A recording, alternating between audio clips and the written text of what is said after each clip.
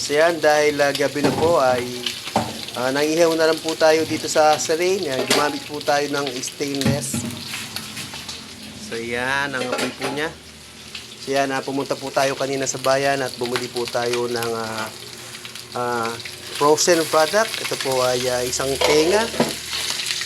So ito po ay bawal po sa may high blood. Yan, dahil mas lamang po itong taba po nito kaysa sa laman.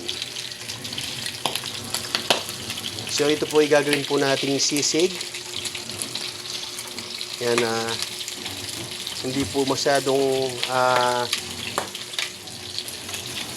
dulok. Kaya konti lang po yan, ganyan lang po. Yan. So yan, ito po ay gagamitin po natin bukas. Yan, masarap po itong gawing pulutan. So yan, medyo mamula-mula na po sila at maya-maya ay pwede na rin itong tagalin dito para mahiwa na. So yan. Yan, sarap na po yung amoy nito at aamoy ko na po yung amoy ihaw niya.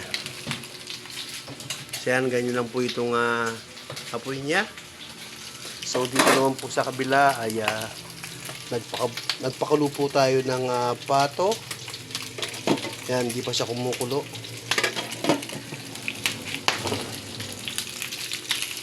So yan, don't forget to follow po sa ating page. So yan, pag-follow lang po yung page natin para makarami po tayong views. So yan, salamat po. So yan, kulay brown na po ito. Ayan, pag nag-brown na po siya ay ilalagay na natin siya sa palanggana. Yan, hindi po siya kailangan masyadong sunog. Kailangan yung kulay brown lang siya.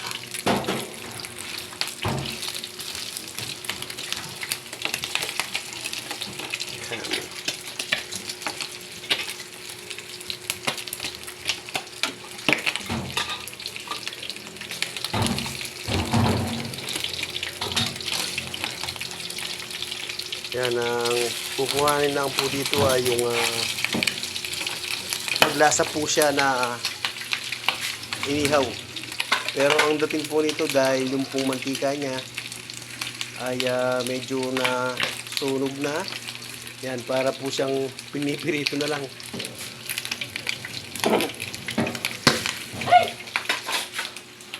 Ay!